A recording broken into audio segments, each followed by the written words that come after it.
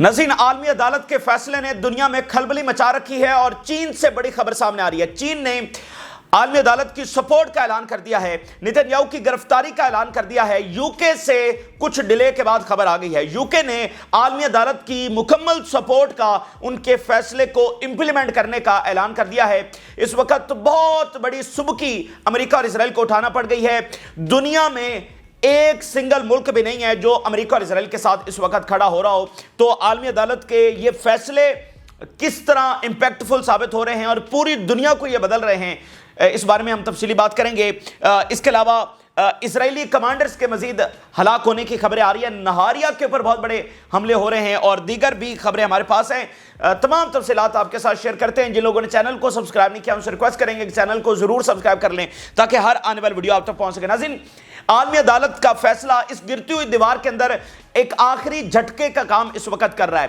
ناظرین، یہ امپورٹنٹ نہیں ہے کہ نیتن یاہو گرفتار ہوگا، کب ہوگا، نہیں ہوگا۔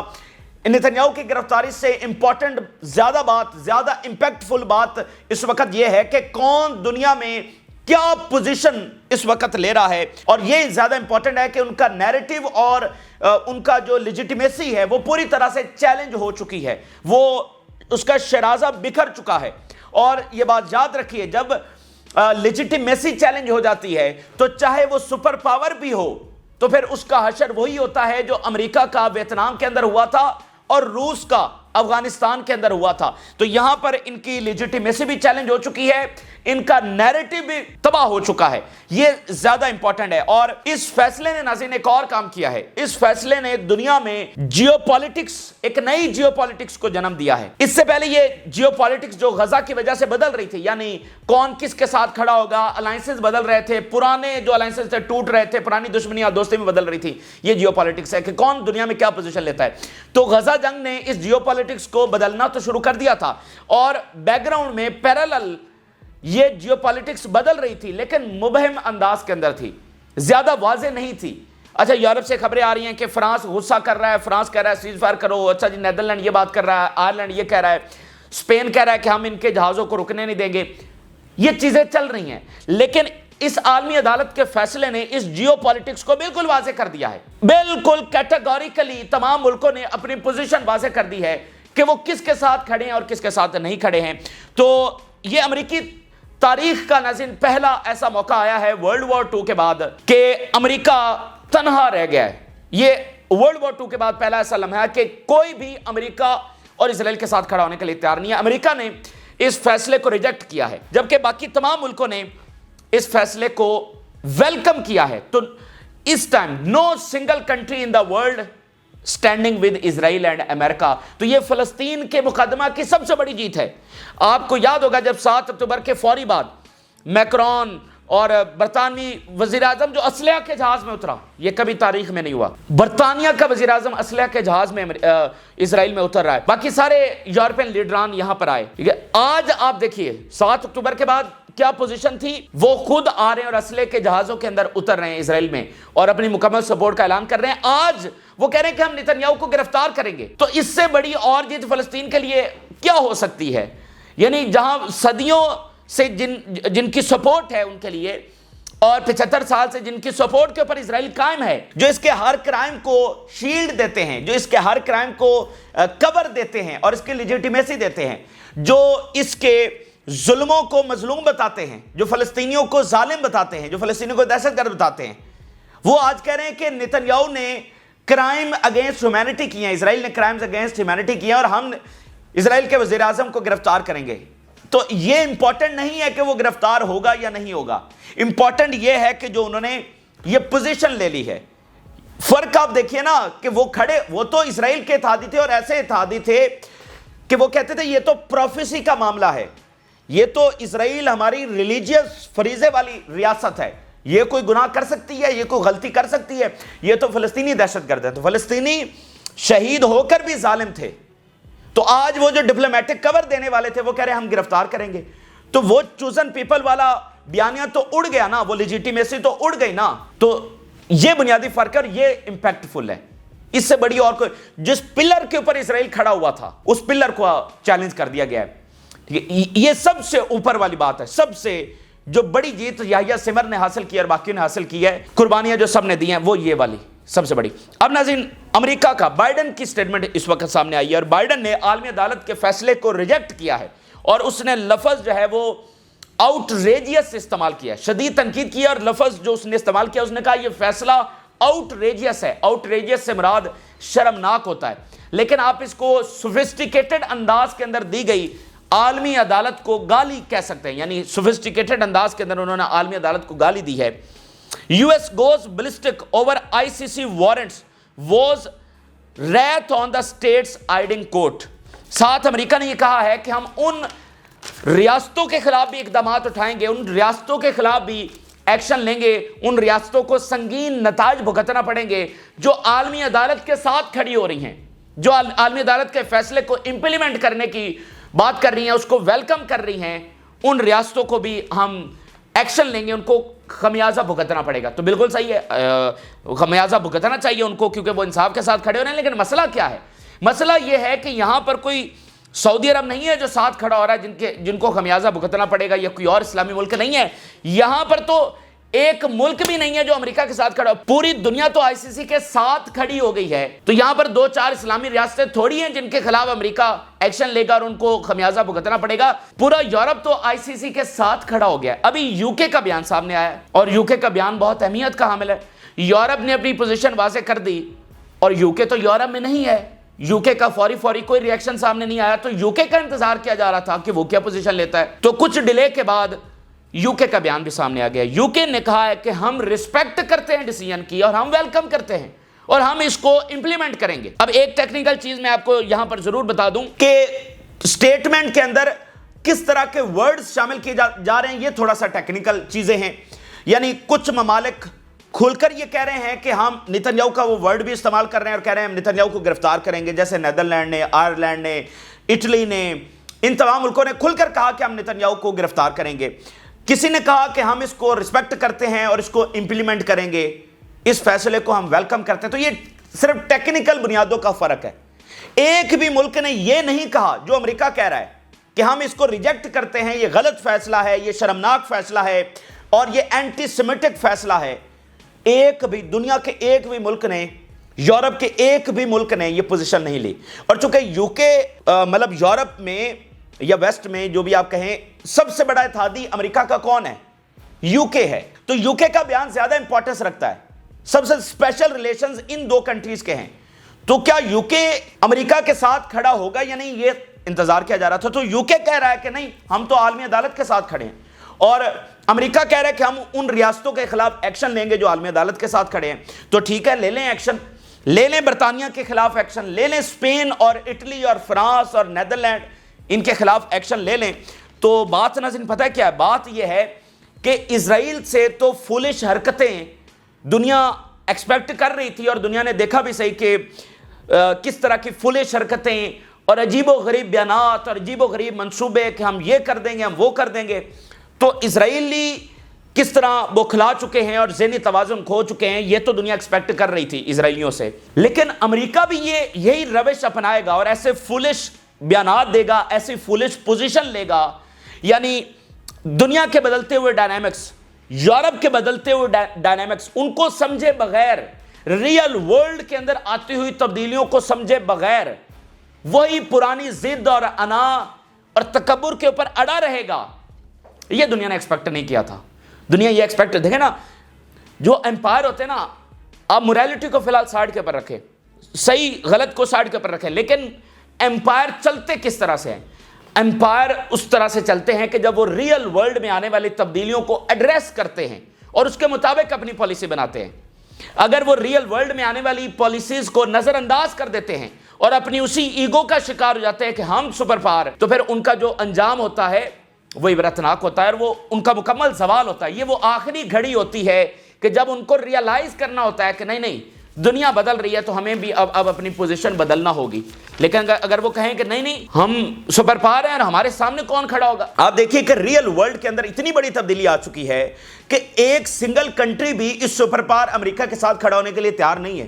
ایک سنگل کنٹری نے بھی یہ بیان جاری نہیں کیا کہ ہم ICC کو کنڈیم کرتے ہیں, اس کے فیصلے کو ریجیکٹ کرتے ہیں, تو امریکہ اس کو اگر نظر انداز کر رہا ہے اتنی بڑی تبدیلی کو کہ یو کے بھی یہ بوجھ اٹھانے سے اب قاصر ہے, اور پھر بھی اگر وہ اس پوزیشن کے اوپر کھڑا ہوا ہے کہ نہیں یہ کر دیں گے وہ کر دیں گے, تو اس کا مطلب کیا ہے کہ اس کا اختتام ہونے جا رہا ہے, سامنے دیوار ہے اور زور سے اس کی ٹکر ہونے جا رہی ہے اور سارا شرازہ یہاں پر بکھر جائے گا, لیکن وہ اس کو دیکھنے سے قاصر ہے. اگلی بات میں یہاں پر ایک بڑی امپورٹنٹ آپ کو بتا دوں, یہ جو اب بالکل نیا سینیریو, نئی جیو پالیٹکس پیدا ہو گئی ہے اور سب نے اپنی پوزیشن واضح کر دی ہے, بالکل نیا منظرنامہ ہے.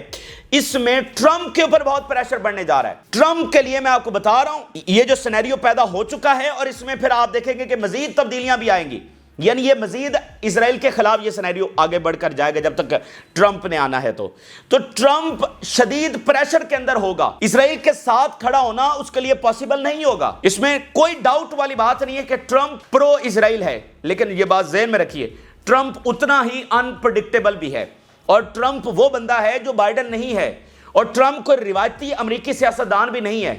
یہ بات ذہن میں رکھیے, ٹرمپ وہ بندہ ہے جو امریکہ فرسٹ والا بندہ ہے, اس کے لیے سب سے زیادہ مانے کیا رکھتا ہے امریکہ سب سے زیادہ مانے, اور وہ کوئی روایتی پولیٹیشن نہیں ہے. وہ اسرائیل کے حق میں بہت بڑے فیصلے بھی کر سکتا ہے, اور وہ ایسا انپریڈکٹیبل ہے کہ وہ اس سے بالکل اپنی پوزیشن چینج بھی کر سکتا ہے اور کوئی اس کو روک نہیں سکتا پھر. تو اس لیے موجودہ سینیریو میں بہت مشکل ہو جائے گا ٹرمپ کے لیے. اسرائیل کی سچویشن میٹر کرتی ہے نا کہ آپ کس سچویشن میں فیصلے کر رہے ہیں.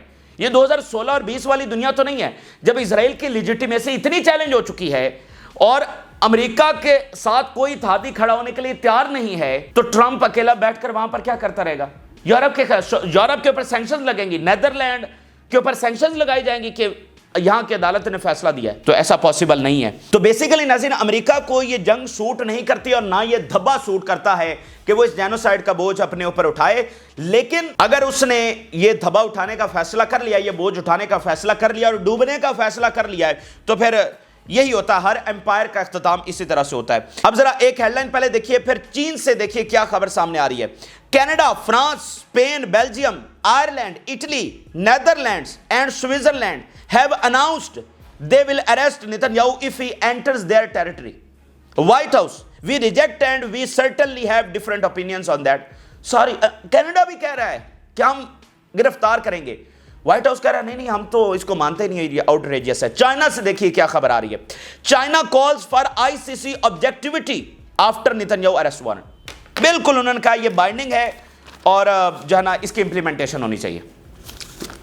وہی جو ٹیکنیکل بات میں نے آپ کو سمجھائی کہ ہر ملک اس کی لینگویج ڈیفرنٹ ہے, اس کی سٹیٹمنٹ دوسرے سے ڈیفرنٹ ہے, لیکن سب مختلف انداز میں مختلف الفاظ میں اس کو ویلکم کر رہے ہیں اور نیتنیاہو کی گرفتاری کی بات کر رہے ہیں. سائپرس سے کیا بیان سامنے آیا ہے. Cyprus considers ICC arrest warrants, says its decisions are binding, کہ اس کے فیصلے بائنڈنگ ہے, یہ امپلیمنٹ ہونے چاہیے. یہ امریکہ کہہ رہا ہے ہم ریجیکٹ کرتے ہیں, اور سائپرس کہہ رہا ہے کہ ہم یہ بائنڈنگ ہے اور اس کی امپلیمنٹیشن ہونی چاہیے.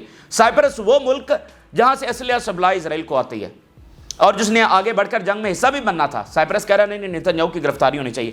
دا اکانومسٹ کیا لکھ رہا ہے, arrest warrant a diplomatic disaster for Netanyahu, The Economist. اور میرا خیال ہے سب سے اچھا اگر کسی نے لکھا ہے تو خود اسرائیلی میڈیا نے لکھا ہے. انہوں نے اپنے اختتام کو بڑے اچھے انداز کے اندر پریڈکٹ کیا ہے, تو بڑا زبردست لکھا ہے. ذرا ہیڈ لائن دیکھیے اسرائیلی میڈیا اس فیصلے کے اوپر کیا بات کر رہا ہے. Arrest warrant against Netanyahu and Gallant could lead to a political collapse. کس طرف یہ لے کر جائے گا؟ پولیٹیکل کولیپس کی طرف. اکنامک سینکشنز, میں نے کہا کہ اسرائیلی میڈیا نے اچھا پریڈکٹ کیا اپنے انجام کو, اکنامک سینکشنز کی طرف, اینڈ اسپیشلی اور اس سے بھی بڑھ کر a broad arms embargo against Israel which is currently fighting on 7 fronts. تو اس کے اوپر ایک بڑا آرمز امبارگو بھی لگ سکتا ہے عالمی سطح کے اوپر اس اسرائیل کے خلاف جو 7 فرنٹس کے اوپر آلریڈی لڑ رہا ہے, اس کو اسلحے کی شدید کمی کا سامنا ہے.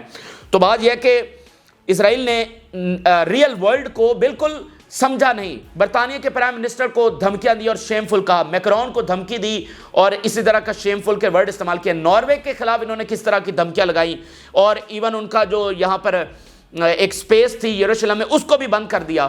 ابھی فرانس کے جو زیر انتظام ایک چرچ تھا وہاں پر اسرائیلی فوج نے گھس کر وہاں پر بہت ڈیروگیٹری ایکشنز کیے, اور اس کے بعد جو فرانس کے فارن منسٹر تھے انہوں نے یروشلم میں وہاں جانے سے انکار کر دیا کہ اس احتجاج کے اندر. اور ابھی خبر یہ سامنے آ رہی ہے کہ نیدرلینڈ کے فارن منسٹر کا دورہ شیڈیول تھا اسرائیل کا, انہوں نے اپنا دورہ کینسل کر دیا. تو مطلب اسرائیل نے کیا سمجھا؟ اسرائیل نے سمجھا کہ ہماری سپریمیسی ہے دنیا میں, امریکہ ہمارے ساتھ کھڑا ہے تو ہمیں کون پوچھے گا, اور یہ کیا عالمی عدالت, اس کی حیثیت کیا ہے, سب کے اوپر تو ہماری سپریمیسی ہے اور امریکہ ہمارے ساتھ کھڑا ہے, جیسا کہ وہ کھڑا بھی ہے.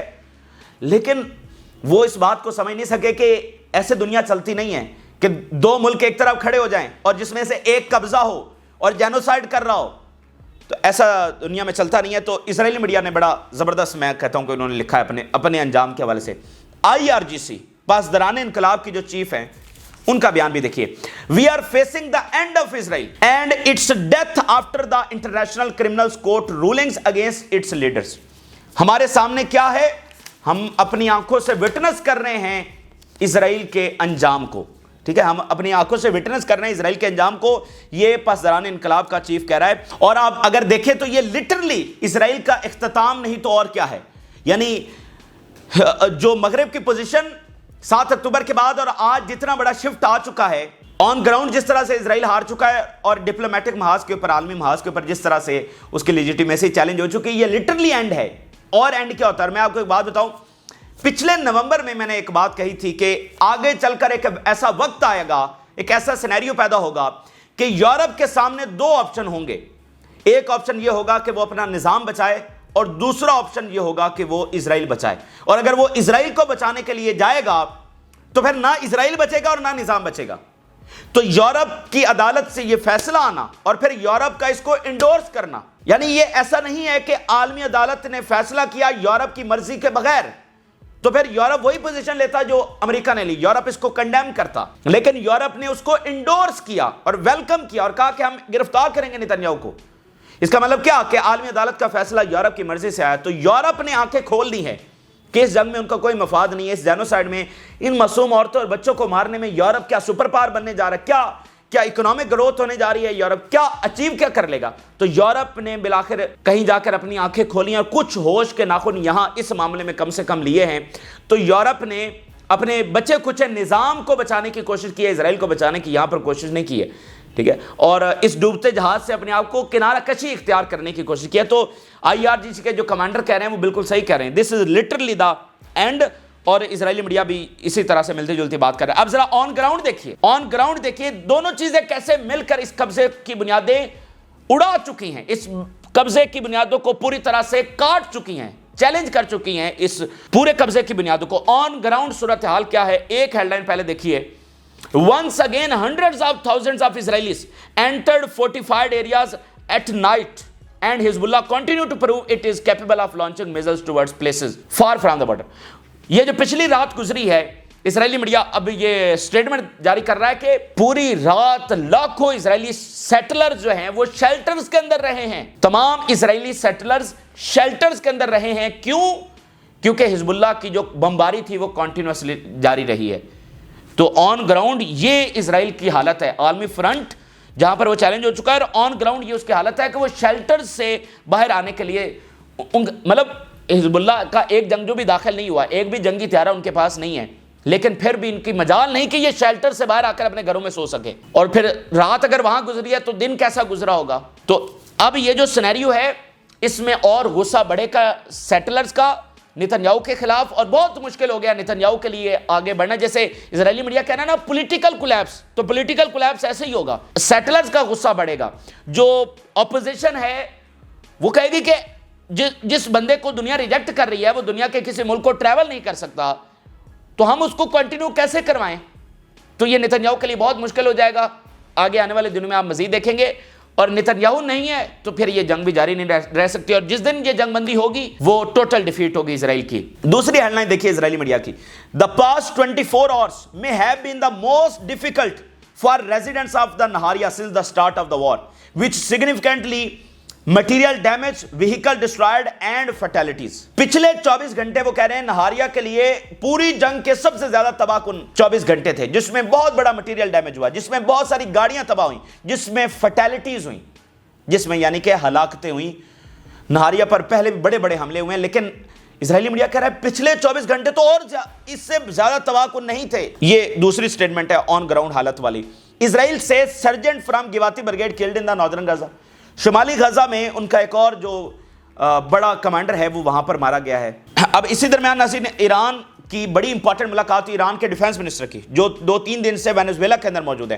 وینزویلا کے صدر کے ساتھ ملاقات ہوئی اور وینزویلا کے صدر کیا کہہ رہے ہیں؟ We share with Iran the struggle for the rights of the Palestinian people. ہم ایران کے ساتھ کھڑے ہیں فلسطین کی آزادی کے لیے. جو ایران اسٹرگل کر رہا ہے فلسطینی رائٹس کے لیے ہم ایران کے ساتھ شانہ بشانہ کھڑے ہیں. Venezuela president Nicolas Maduro meets with Iranian defence minister. تو یہ وہاں وینزویلا سے خبر سامنے آ رہی ہے. تو یہ اس وقت کی تازہ ترین تفصیلات ہیں جو آپ کے ساتھ شیئر کی ہیں. آپ نے رائے ضرور آگاہ کریں. جن لوگوں نے چینل کو سبسکرائب نہیں کیا ان سے ریکویسٹ کریں گے کہ چینل کو ضرور سبسکرائب کر لیں تاکہ ہر آنے والی ویڈیو آپ تک پہنچ سکے. اجازت دیجیے. اللہ حافظ.